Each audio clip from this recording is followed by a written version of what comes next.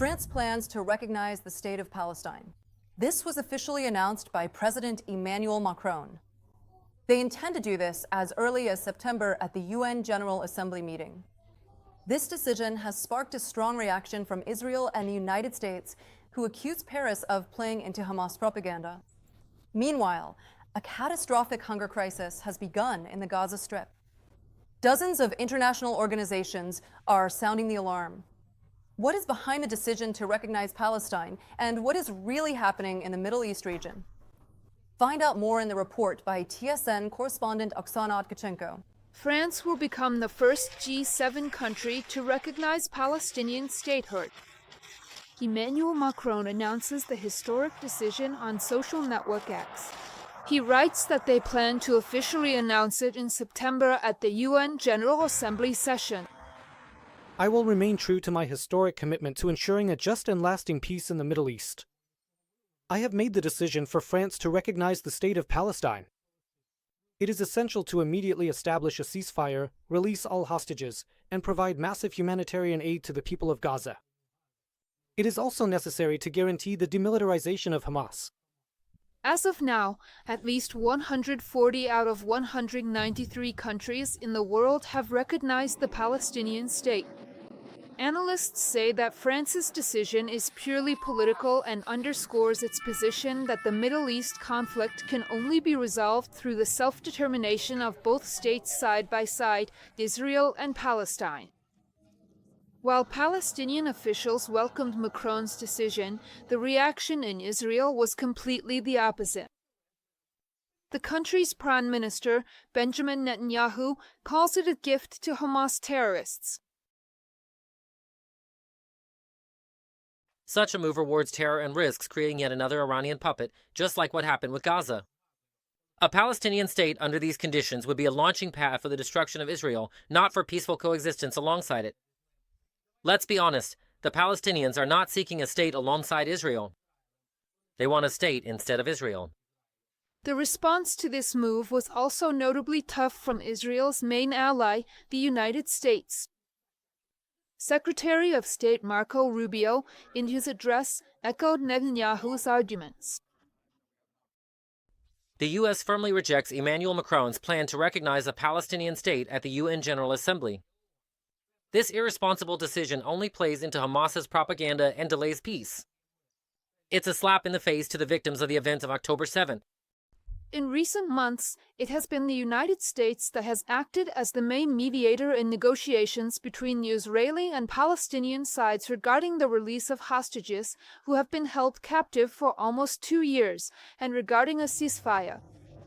However, on the eve, Washington and Tel Aviv decided to withdraw their teams from the negotiation process that was supposed to take place in Qatar, accusing Hamas militants of disrupting it.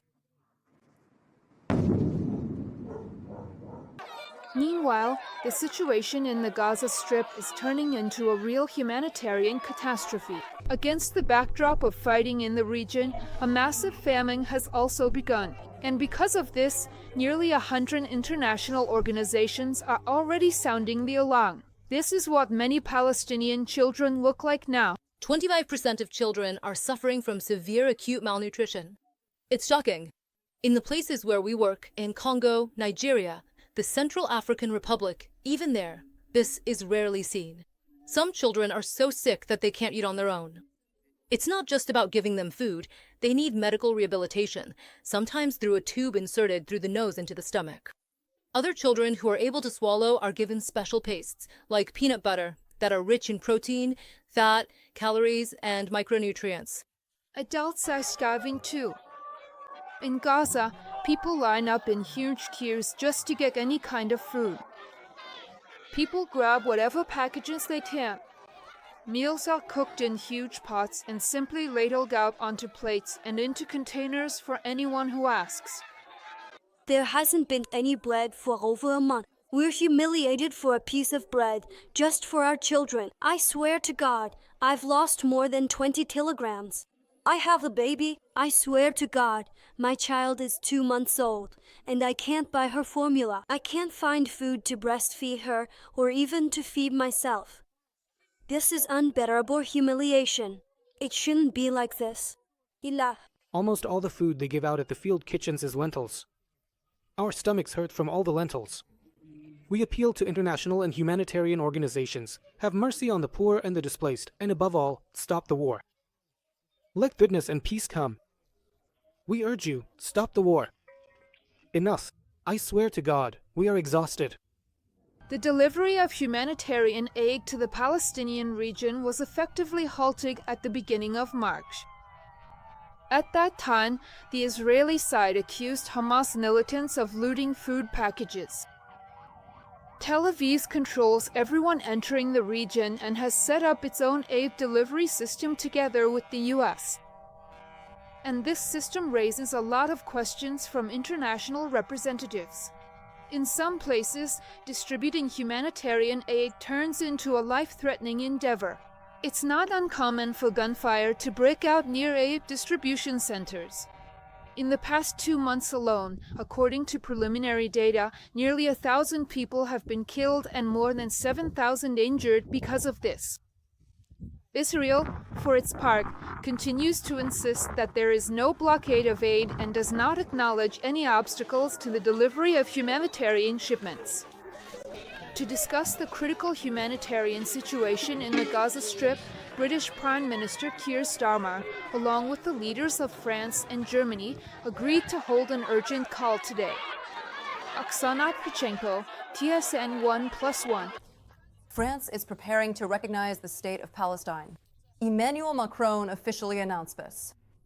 The politician stated on social media platform X that he will make the formal official announcement in September during the UN General Assembly session. In this way, says the President of France, they are demonstrating their commitment to a just and lasting peace in the Middle East. Macron emphasized that the top priority is to end the war in the Gaza Strip and provide humanitarian aid to the civilian population. At the same time, he called for the necessity to demilitarize the Hamas group. Israeli Prime Minister Benjamin Netanyahu has already expressed outrage at France's intention. He stated that recognizing a Palestinian state would be a reward for Hamas's actions and would increase the existential threat to Israel. U.S. Secretary of State Marco Rubio also lashed out at the French leader. The United States firmly rejects Emmanuel Macron's plan. This irresponsible decision only plays into Hamas's propaganda and delays peace. It's a slap in the face to the victims of the events of October 7th, he said in his statement. At this time, 146 countries have recognized the Palestinian state. France could become the first country from the G7 to take such a step. Last night, there were significant explosions in several regions of Russia. First, our tactical aviation carried out a bombing strike on an FSB base in the Bryansk region. As a result of the attack, the building near the village of Bieloboriska was completely destroyed. Preliminary reports indicate that the strike was carried out with aerial bombs. The rest of the regions were harassed by drones all night long. In Stavropol Krai, drones attacked the Nevanomysky Azot plant. Dozens of impacts were recorded there. In the Tambov region, a local gunpowder factory in the city of Kotovsk was hit.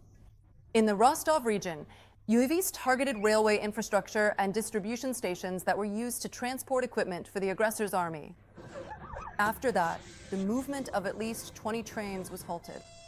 Because of the attack, they even had to announce the carpet plan and close the airspace around the airports of Vladikavkaz, Grozny, Megas, Mineral Maivody, Nalchik, Stavropol, Sochi, and Tambov. There were also strikes on the Russian army's base in occupied Donetsk. There, the railway infrastructure was also hit, and one of the strikes targeted the area near the Zasyadko mine, where the occupiers were entrenched.